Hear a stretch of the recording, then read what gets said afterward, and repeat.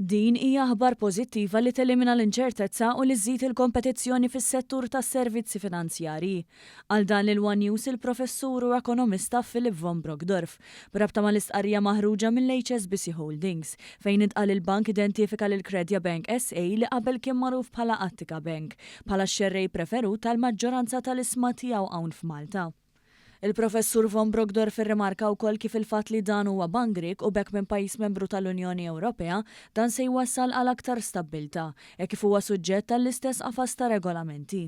Naħseb huwa pożittiv fis-sens ovvjament li jelimina jew neħħi l-inċertezza li kien hemm s'issa ovvjament se jsir mill-futur tal-HSBC. Dik fi nifissa naħseb hija żvilupp importanti ħafna u ovvjament iġib ċertezza kif għadd fil-qasam finanzjarju. It-tieni wkoll il-fatt li għandek bank li ovvjament issa jidher li huwa interessat jixtri l-isma tal-HSBC, jiżgura wkoll li jkun hemm iktar kompetizzjoni fil-qasam tas-servizzi finanzjarji.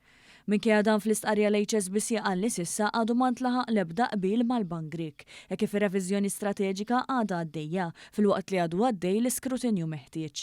Intqal li kull tranzazzjoni potenzjali se tkun suġġetta għal numru ta' kundizzjonijiet, inkluż l-approvazzjoni regolatorja mill-MFSA u mill-Bank Ċentrali Ewropew, proċess li jistenna li jieħu diversi xhur sakemm jintlaħaq il-ftehim.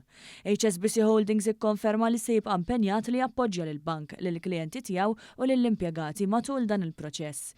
Il-bank saħaq ukoll li l-opera tal-klijenti tiegħu f'pajjiżna se jibqa' b'mod normali.